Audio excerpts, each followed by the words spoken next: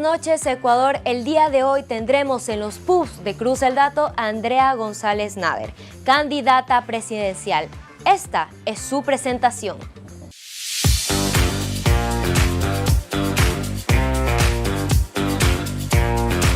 Andrea González es activista ambiental, figura política, empresaria, ingeniera en gestión tecnológica con mención en medio ambiente, fundadora de la Fundación Ambiental Ecoverde y ex binomio de Fernando Villavicencio. Su experiencia en la política fue haber sido candidata por Unidad Popular a la viceprefectura de Guayas, candidata a la Asamblea Nacional, candidata a la vicepresidencia y fundadora de Fuerza Valiente. Ella dice destacar su compromiso de desterrar las mafias que afectan la democracia en Ecuador.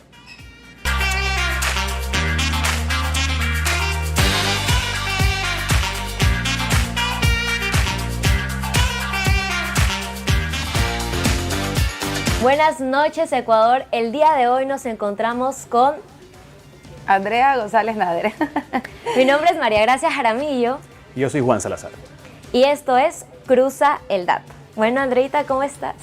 Feliz, me siento en casa. Muchas gracias por este espacio más relajado, más dinámico. Creo que tenemos una campaña muy dura por delante y, como siempre he dicho, esto es una campaña más educativa que electoral. Así que gracias por el espacio. Muchas gracias a usted por estar acá. Mire, nosotros tenemos esta pregunta de cajón y es la primera pregunta que va para todos los candidatos. ¿Cómo se define Andrea González ideológicamente hablando? Nosotros nos clasificamos de centro, pero en realidad no porque sea ni tibio ni que no sea realmente algo con lo que podamos compaginar, sino que creemos que Ecuador necesita dos cosas que lamentablemente en el espectro de la clasificación tradicional se encuentran opuestos.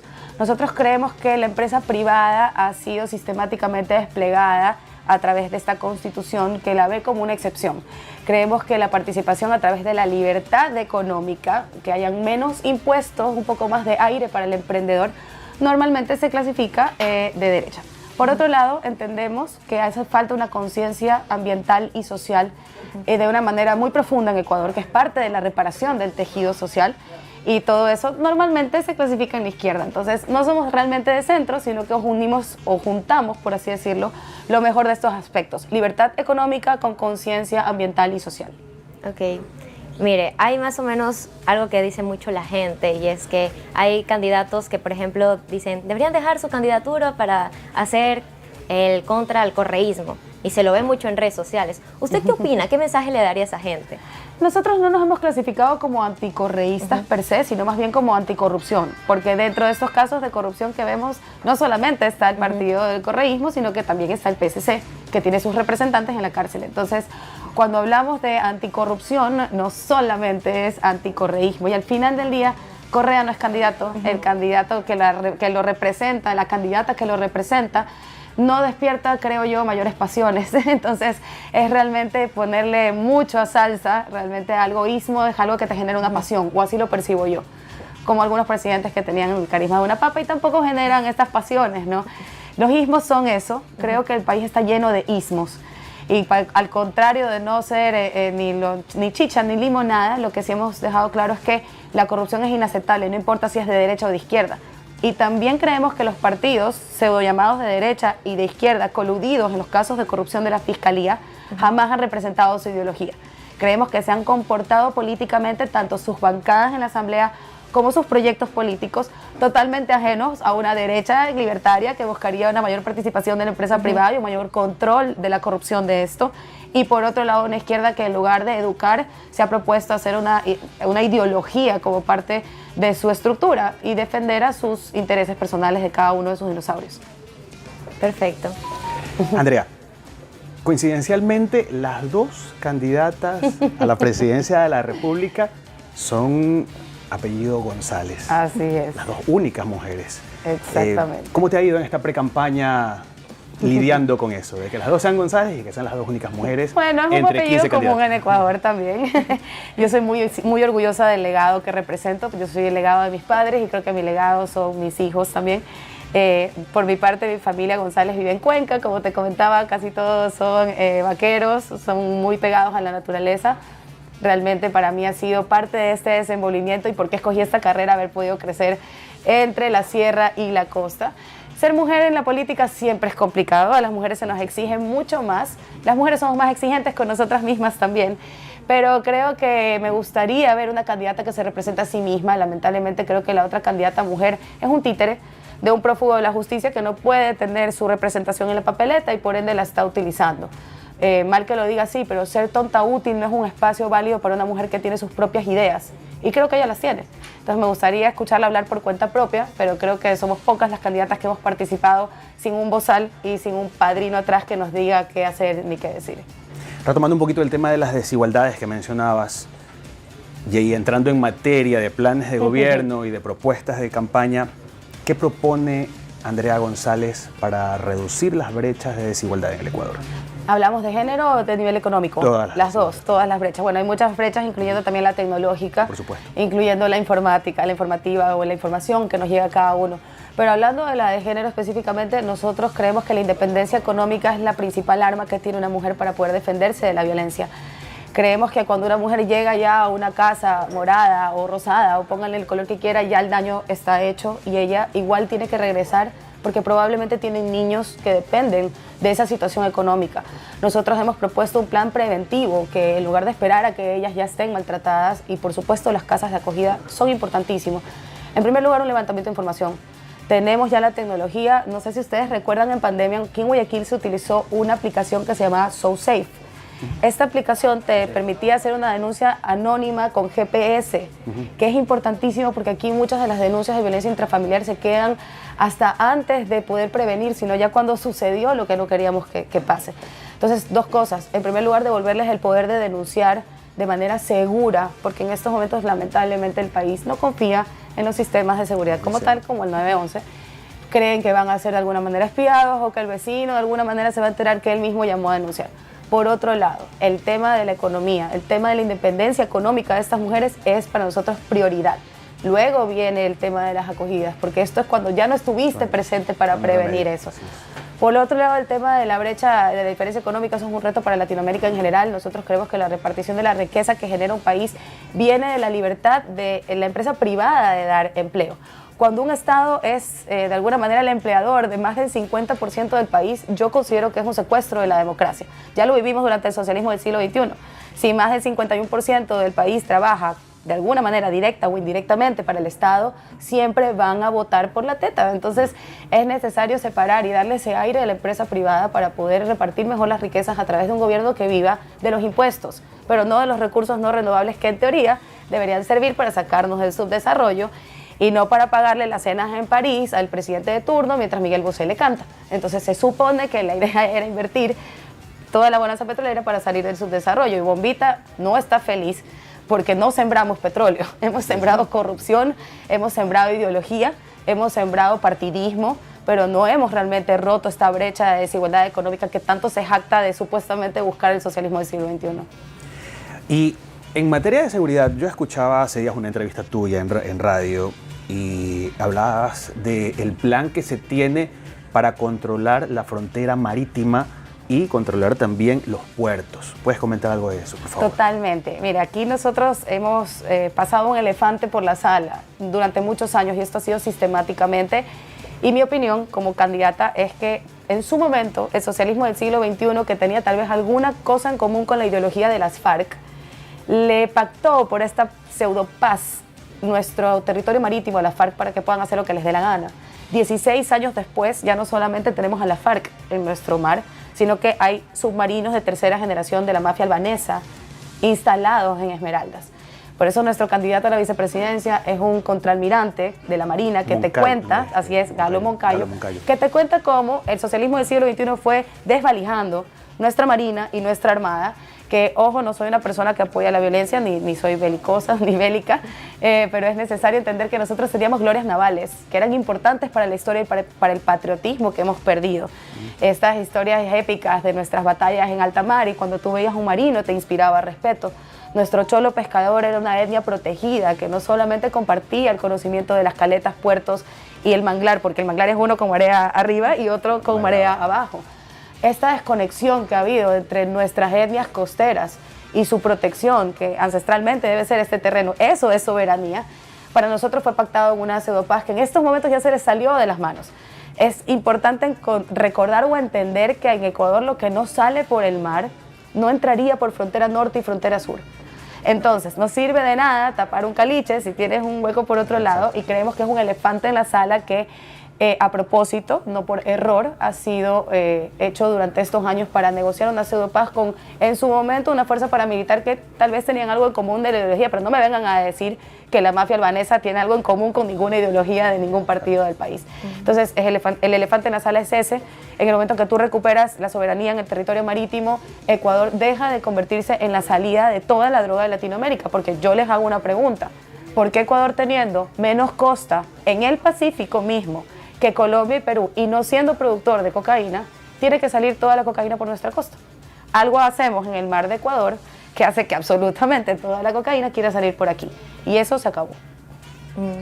¿Sabe qué, Andreita? Yo tengo una pregunta, y más que nada porque la vi mucho en redes sociales y sería bueno como que lo aclare a los jóvenes. Nosotros hacemos esto de preguntar a los jóvenes que digan una pregunta que quieran decir al candidato. Perfecto, pero me encanta. lo que más hemos visto antes de pasar estas preguntas es que se repetía algo, y es que muchas personas dicen, y para que lo aclare, lo repito, es que tal vez usted tiene un tipo de pacto con el gobierno por lo que sucedió con la candidatura de Topic. Entonces sería bueno que aclare cuál es la posición en cuanto a este tema. Bueno, ahí hay dos temas, y gracias por la pregunta y por el espacio para poder aclararlo. Yo, en realidad, como persona natural o como candidata, no he movido un dedo para que la candidatura del señor Topic sea impugnada. Quien impugna la candidatura del señor Topic, por supuesto, sí, es mi candidato a primer asambleísta, Lucio Gutiérrez, representante del Partido Sociedad Patriótica y Pachacutic. En lo personal y como candidata, yo me pregunto cómo es posible que el candidato haya podido participar en las anteriores elecciones, si un mes antes le transfiere las acciones de una empresa que tiene contratos con el Estado a su hermano, no medio hermano, no existen medios hermanos, su hermano de parte de madre. Entonces, para nosotros era obvio, por supuesto que quien fue mi binomio el año pasado dejó clarísimo y nos dejó puesto con seña y resaltador en cada uno de sus libros cuál era la conexión entre estas empresas que han tenido contratos con el Estado durante el socialismo del siglo XXI, específicamente en el caso Sobornos, que es un caso de fiscalía que nace del periodismo de investigación, en donde se nombra Telconet. Entonces, todo esto es lo más justo, en mi opinión, pero esto no ha tenido ninguna relación con nuestra candidatura, y aquellos que han preguntado si creemos que del voto del ex precandidato, porque nunca fue candidato, el señor Topic iba hacia nosotros, pues no creemos, porque en lo personal yo creo que el Partido Social Cristiano y RC5 han dado a luz lo que yo le llamo la Liga Junior de la corrupción, que son estas nuevas caritas con nuevos partidos, con nuevas formas y colores, pero que siguen representando los mismos intereses. Entonces, aplaudo la decisión de que este año se haya hecho realmente valer el interés de la gente común, y voy a ser muy dura en esto. Para mí es difícil recorrer este país y convencer a la gente de una tendencia política específica, que la empresa privada no es el enemigo ni el demonio. Y este tipo de casos, donde los contratos de la empresa privada se demuestra que tienen cosas turbias, donde hay un candidato que representa una empresa privada que tiene contratos con el Estado, a mí me entorpece un montón la labor que tengo de convencer a un país entero que la empresa privada no es el enemigo. Por otro lado, el pacto con el gobierno no existiría. Si existiera, sería obviamente para que yo no fuera candidata, y enos aquí, a pesar de todas las vicisitudes que se nos han presentado desde el año pasado, porque soy una ex candidata a la vicepresidencia a la que no se le dejó ingresar a un debate presidencial que puso presidentes. Entonces, para nosotros es importantísimo el debate presidencial. Sabemos que competimos no solamente con un presidente candidato, sino con chequeras enormes como la de la Revolución Ciudadana. Y esto para nosotros es un reto. Sabemos y tenemos claro con quiénes competimos y a quienes hay que, discúlpenme la palabra si es fuerte, pero destruir políticamente y desaparecer del imaginario político del país. A esos dinosaurios políticos son con los que nosotros vamos realmente a desplazar de una papeleta electoral. Con el actual candidato a presidente vengo a competir, que es distinto. Y si en su momento se convierte en parte de la corrupción, o si en su gobierno sucede algo que luego lo convierte en parte de estos dinosaurios políticos, porque ese es el paso normal que tienen los políticos en este país, pues se encontrará conmigo y con toda su fuerza. Entonces, un poco loco pensar que una candidata tiene pacto con su contrincante, ¿no? Creo en la competencia sana en la política y a eso vengo. No creo que es el único candidato con el que hay que competir, creo que hay otros que también son valederos contrincantes en esta lucha. pero definitivamente hay otros que políticamente hay que destruir. Ok, sí, era bueno que lo aclare porque eso fue, si se da cuenta en el post, lo que más comentarios tenía. Entonces, obviamente en el post escogimos otra pregunta para poder hacerle. Saludo a los trolls. Más adelante le vamos a hacer la pregunta. Claro que sí. Yo tengo otra cuestión y no sé si ya lo he hablado antes, pero quería saber su opinión en cuanto a este tema de los chats de Fernando, más que nada porque usted fue su compañera de fórmula en las últimas elecciones. Entonces, quería saber su opinión en cuanto a eso. Claro que sí. Bueno, nosotros hemos tratado de jamás sesgar la investigación que aún no se resuelve de un magnicidio. Y hay que dejar claro que indistintamente si te caía bien o mal el proyecto político, un magnicidio en la capital de la ciudad a puertas de un debate es un golpe durísimo para la democracia de cualquier país. Nosotros, bueno, voy a hablar solamente por mí esta vez. Yo, en lo personal, he sido increíblemente prudente en no sesgar jamás la investigación de quién fue mi binomio. Y vimos cómo personas cercanas a este proyecto sí lanzaban nombres, conjeturas. He tenido toda la paciencia del mundo de esperar que se resuelva y sigo esperando que esta ayuda internacional que recibe Fiscalía frente a este caso nos lleve a resolver quién es el asesino intelectual del candidato presidencial, porque de lo contrario, los 15 binomios que quedamos, todos estamos expuestos a que esa persona vuelva a ejecutar esa misma acción. Estos pseudoperiodistas, y discúlpenme porque yo no suelo usar esa palabra, me parece durísima, yo saben, he estado del otro lado también, creo que han tocado fondo porque yo tengo muchas preguntas sobre si los supuestos chats son reales o no, y en segundo lugar, ¿quién puede tener la cantidad de dinero que se necesita para comprar en el mercado negro un chat que está en manos del FBI? Y desde Canadá hacer una transmisión donde se utiliza parte de la prueba que está dentro de una investigación no resuelta de un magnicidio presidencial del FBI. Es como que ellos obviaran que tienen el celular de una persona que aún no se resuelve el asesinato. Y obviamente me pregunto yo, ¿en qué mercado negro puedes conseguir esto? Porque tienes que tener un acceso tecnológico brutal para poder tener acceso a este tipo de cosas. Entonces, ¿quién tiene tantos millones como para comprar en el mercado negro? ¿Quién es cercano a la posta? ¿A quién beneficia políticamente por el tiempo esto? Estas son todas las preguntas que me quedan, que normalmente las suelo resolver bastante bien y con el tiempo, pero sí, definitivamente estas son unas campañas políticas que creo que han roto todo nivel de moral o de alguna manera respeto que se debería tener. Y algo que me entristece es que a pesar de la crisis regional que tiene Latinoamérica y que vemos presidentes con mucha personalidad últimamente alrededor de nuestra zona, ninguno tiene la violencia política al nivel que lo tiene Ecuador. Y Andrea, ahora que ya entramos un poco en calor con las preguntas. Ya se puso ají. Ya se puso ají. ¿Por qué querer ser presidenta de un país que tiene abiertos tantos frentes? Económico, energético, de seguridad, social, de corrupción, de narcopolítica. Dilo, ya, ahora hay que decirlo. Sí, somos un narcoestado. Yo el año pasado defendía que no. Ya ahorita tengo que aceptarlo. Y gracias a The Economist por ese artículo que nos abre los ojos a todo el que no quería aceptarlo todavía. Nosotros conocemos de tu trayectoria en política, de tu escalada en candidaturas, desde la prefectura, desde la viceprefectura, hasta la legislatura, luego la vicepresidencia, ahora la presidencia. Has ido más de 15 años ya trabajando en política como ambientalista. Pero el reto ahora es fuerte, digo porque lo acabas de mencionar tú, en un país tan convulsionado en América Latina y con tantos frentes abiertos. Y ahí viene la pregunta, ¿por qué? Porque el que no entiende que el meollo de este asunto está en la Constitución va a seguir arando en el mar. Si no, no estaríamos aquí.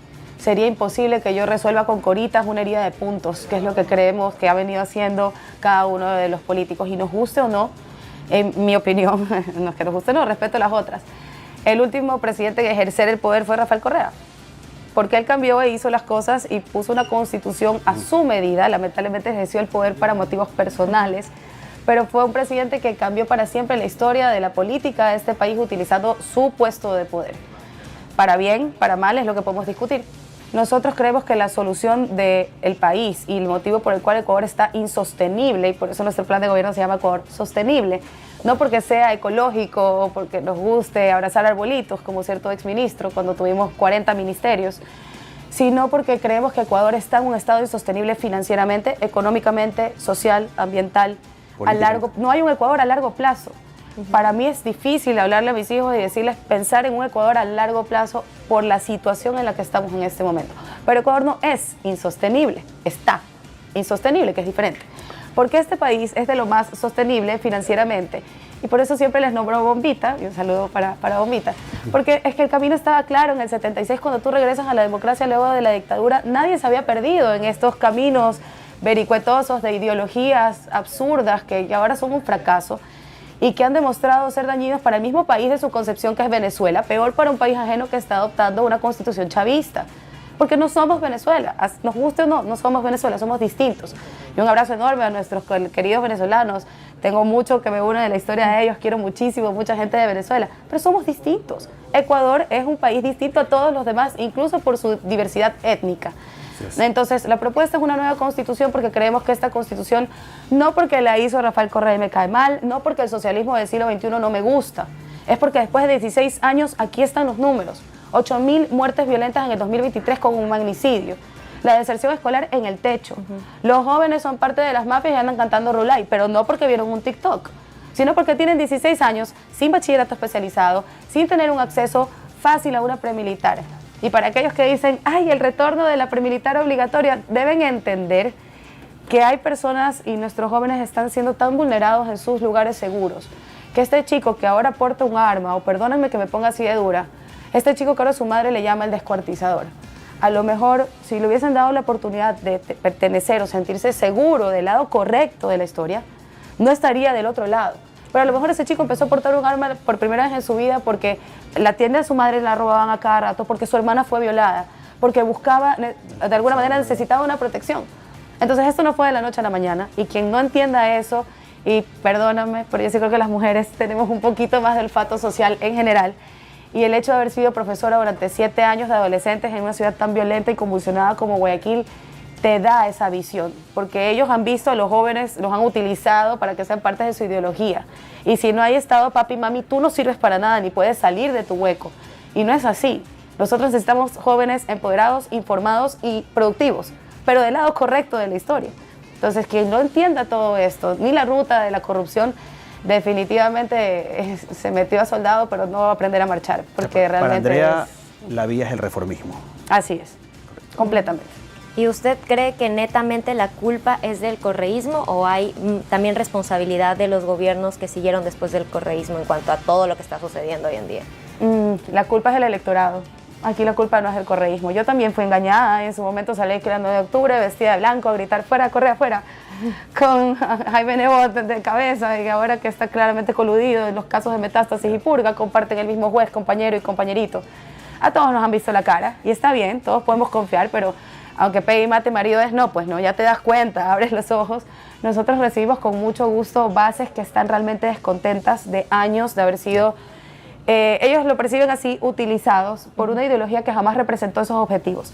Porque no está mal ser de izquierda o de derecha, el problema es decir que eres izquierda o derecha, pero andar defendiendo a tu prófugo o a tu persona especial que tiene fuera del país muchos más intereses. Entonces, no es culpa del correísmo, es culpa de los electores. Tenemos que dejar de ser electores de redes, de virales, de videos virales. Tenemos que empezar a ser electores informados, con fuentes confiables. De lo contrario, no hay a quien culpar. Exacto, tienen que seguir estos programas de verdad, de donde se informa de verdad, porque es nuestra culpa. Nadie nos ha puesto los presidentes. Y sí, nosotros nos merecemos a nuestros gobernantes. Y lo único que puedo, de alguna manera, estar de acuerdo con Lenín Moreno, es que en realidad merecemos mejores votantes, más que mejores políticos. ¿Cómo pueden seguir esperando que la clase política haga algo? Yo no tengo la más mínima esperanza en la clase política, si no estuviese aquí. La esperanza de esta campaña educativa es convencer al ciudadano de a pie que esta historia la escribimos nosotros, no ellos. Ellos están ahí porque nosotros los pusimos. Y si todos entendemos que a Ecuador en 10 años se le acaba la bonanza petrolera y hay que invertir en tecnología agrícola y educación, ya no importa quién se siente en Calón de Leto, con tal de que lo haga. Se supone que es un trabajo.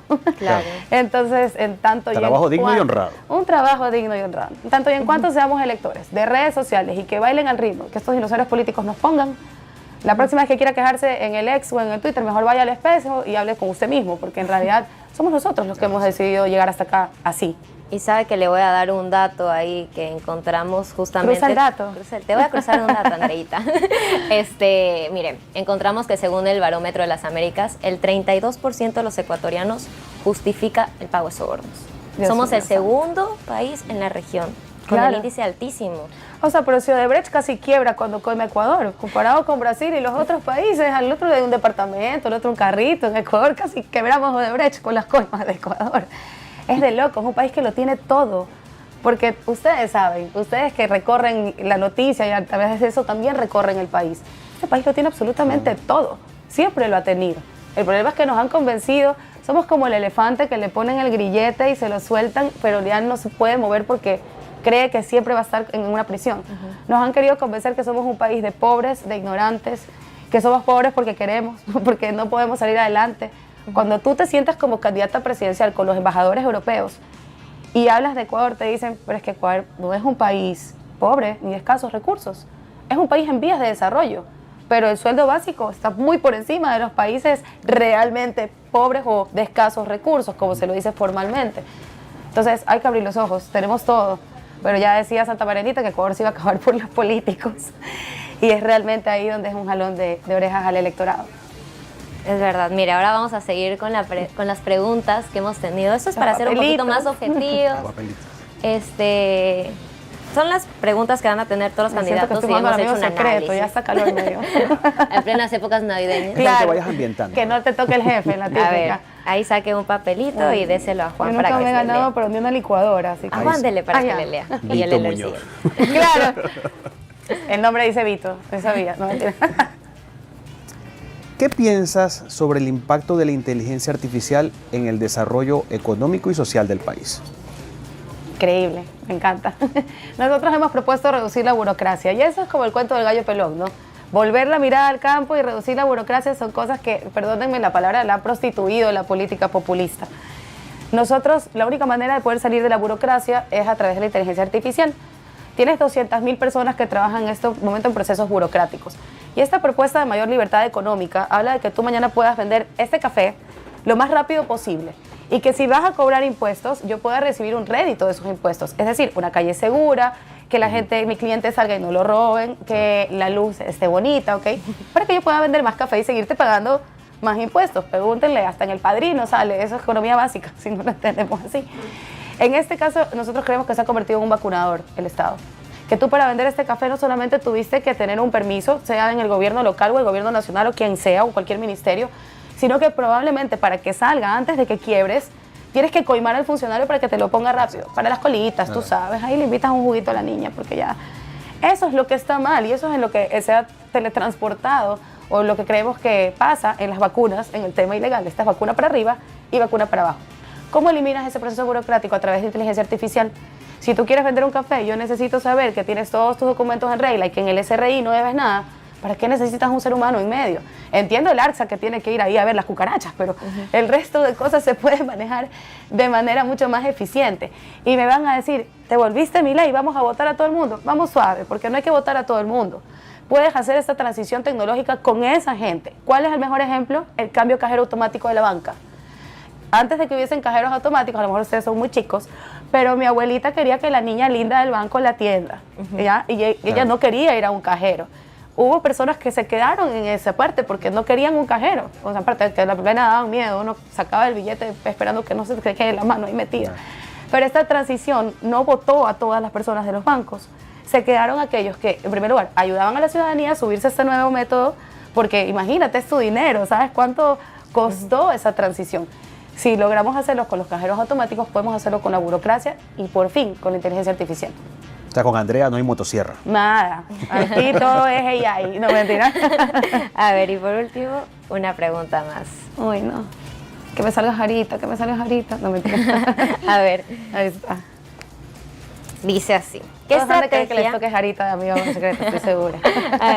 ¿Qué estrategia implementará para reformar el servicio público y combatir el clientelismo, sindicatos problemáticos y la ineficiencia administrativa? Más o menos por ahí va la Bueno. respuesta, pero con el tema sindicatos se nos abre otra puerta. Yo creo que los sindicatos son importantes. Yo no le tengo alergia, pero creo que tienes que tener claro para qué sirve y a dónde va. Y aquí en Ecuador tenemos un problema enorme. La derecha nunca le ha importado educarnos ni hacernos más productivos. No le interesa. Solo, no sé qué hace la derecha aquí. Y la izquierda tampoco le interesa educarte, sino que le encanta el tema ideológico y solo quiere de alguna manera tomar más gente para su proyecto político. Ninguno de los derechos alcanzados laborales son regresivos, jamás. Ningún derecho laboral que tú adquieres se puede revertir, ¿ya? Aún así acabamos de ganar, o de pasar una ley de alguna manera una consulta que fue mal hecha, en mi opinión, de un sistema más flexible laboral.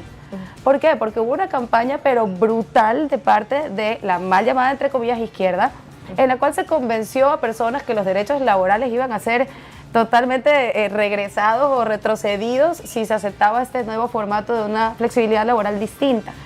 La derecha nunca apareció a desmentirlo y es ahí el resultado de perder una oportunidad. Repito, creo que la pregunta fue mal hecha. Esa fue una propuesta que yo tenía en mi anterior campaña y aún así vemos que los sindicatos tampoco fueron parte de promover que esto sea más justo y equitativo. Entonces, bien por los sindicatos, pero cuando realmente promueven para el desarrollo, el progreso, y sobre todo cuando no son parte de un proyecto político, porque en ese momento entonces pierden el norte. Realmente deberían pensar por sus trabajadores y no en pos de estos dinosaurios políticos que pues tienen apañados a los dirigentes sindicalistas que mueven estos hilos conductores políticos, porque en general lo que representa o debería representar un sindicato ni está mal ni debería ser un motivo de retroceso para la empresa. Claro, yo lo llamaría más una derecha tibia, una derecha light. Una derecha, ¿cómo me clasificas? Eso me interesa. Yo puedo hacer preguntas también, ¿o no? Es que, ¿sabes qué? Nos ha costado porque nos concebíamos como inclasificables por este tema de la libertad económica, pero la conciencia social y ambiental. Entonces, a la final, no me siento tan cómoda diciendo centro. ¿Cómo me clasificas tú? Socialdemócrata. Socialdemócrata puede ser.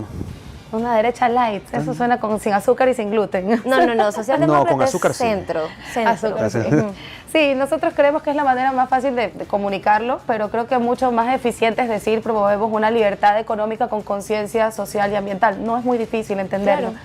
Este tema de clasificar creo que ha lacerado al país y al final del día yo no veo una izquierda real ni una derecha real. Yo no sé si ustedes lo perciben distinto, pero no hay un gran partido de derecha que realmente promueva la productividad y esté enfocado en nuevas carreras o que te gradúes rápido. No hay escuelas tampoco de izquierda donde se busque la conciencia social y ambiental. Entonces, esto realmente es un saludo a la bandera. Como lo dijiste al inicio, lo que se creó en los últimos años en el país fue un clivaje de correísmo y anticorreísmo. Una polarización. Que el mundo está así, ojo, si se dan cuenta, las elecciones que acabamos de pasar en Estados Unidos creo que son las más exacerbadas que hemos visto. En Alemania se andan gritando en el Congreso, cosa que no pasaba desde 1945. En Nueva Zelanda es un momento de convulsión y yo creo que los extremos en estos momentos están como muriendo o pataleando en su concepción del establecimiento como tal, o lo que le decimos en inglés el establishment. Y está dando a luz a estos nuevos moldes, tal vez que no cabemos en la clasificación normal, donde se usan palabras un poco más eficientes para definir un plan, ¿no? Libertad económica con conciencia social y ambiental.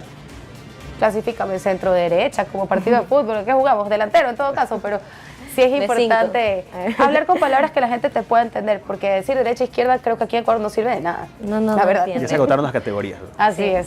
Ahora sí vamos a seguir. Para nosotros lo más importante son los jóvenes. Este es un programa, un espacio netamente directo para los jóvenes. Qué bien, entonces hacemos que ellos participen en esto. Buenísimo. Hemos escogido 2 preguntas, una de Twitter y una de Instagram, que ellos mismos han formulado. Entonces, esta es la primera pregunta.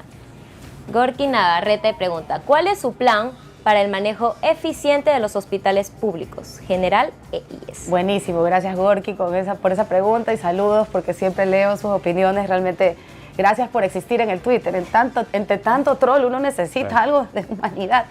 Nosotros creemos que el Ministerio de Salud no existe. Yo no sé, ustedes han de ser más chicos y no se han de acordar, pero yo la última vez que percibí la presencia de un Ministerio de Salud fue cuando salió el Tucán Máximo, que nos mandaba a vacunarnos a todos, y eso habrá sido en los 90. Creo que estaba el presidente Rodrigo Borja, si mal no recuerdo, de verdad.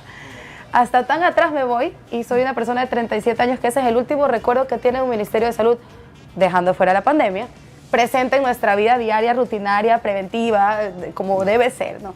Yo creo que el Ministerio de Salud le ha cargado absolutamente todo al IES. Y esto es lo que tiene al IES quebrado. Y hablemos, por ejemplo, del seguro campesino, re polémico, todo el mundo no trata de pisar por ahí, pero la realidad es que el seguro campesino, una persona puede entrar 5 del núcleo familiar dentro del seguro, perfecto. ¿Y qué prevención se hace en nuestros campesinos?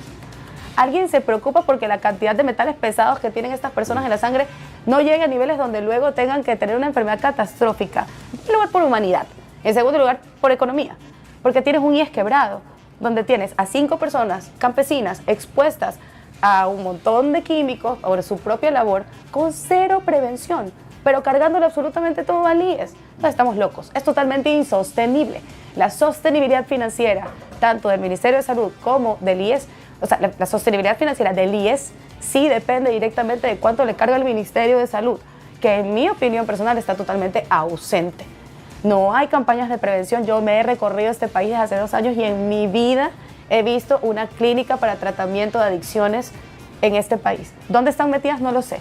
Sin embargo, tenemos una pandemia de droga que tapamos el sol con un dedo. Tenemos cero prevención. Mientras tanto, hay técnicos en salud, chicos jóvenes con este título que no encuentran, que están en el limbo porque nuestras leyes no le permiten al Ministerio de Salud contratarlos como técnicos en salud, y es su mayor queja cuando vamos a las universidades que tienen esta carrera. Entonces tienes Ministerio de Salud ausente, toda la población enferma al IES, el seguro campesino cero prevención, 5 personas expuestas a diferentes químicos que nunca van a tener prevención y que sin embargo puede que terminen dentro de también el peso del IES. Aparte de eso, el manejo de los hospitales públicos dentro del Ministerio de Salud, por supuesto, compras directas a los productores. Esto lo dice todo el mundo, pero nadie lo hace. Compras directas a los productores, y tenemos que regresar el Instituto Izquieta Pérez. Porque cuando el socialismo del siglo XXI decidió eliminar el Instituto Izquieta Pérez para chantarnos un yachay, se perdieron 2 cosas importantísimas que tenía Ecuador. Y era la producción de antiofídicos o de venenos o de remedios para el veneno de las serpientes, y la producción de vacunas.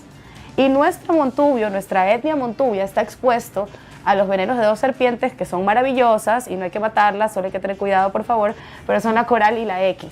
Y ahora el antiofídico que se utiliza, que es escaso, lo produce Costa Rica y Brasil. El Izquieta Pérez no solamente era para producir vacunas y antiofídicos, sino que era la puerta abierta para desarrollar medicina natural, que hoy en día Brasil ya exporta y la vende en Amazon. Y para dejarles solo un ejemplo, el pica pica, esta plantita que pica, que tiene la peor reputación, su nombre científico es Mucuna prurens y está demostrado en ser un eficiente tratamiento para la depresión y la ansiedad. Hoy en día tú en Amazon puedes buscar Mucuna prurens y es un frasco que cuesta $20 y lo produce Brasil. Pero aquí lo quemamos porque es pica pica y no sirve para nada. Todo eso se ha perdido y es una campaña de salud que necesita que sea completa. Un Ministerio de Salud presente, con datos, informado, que haga un levantamiento de información.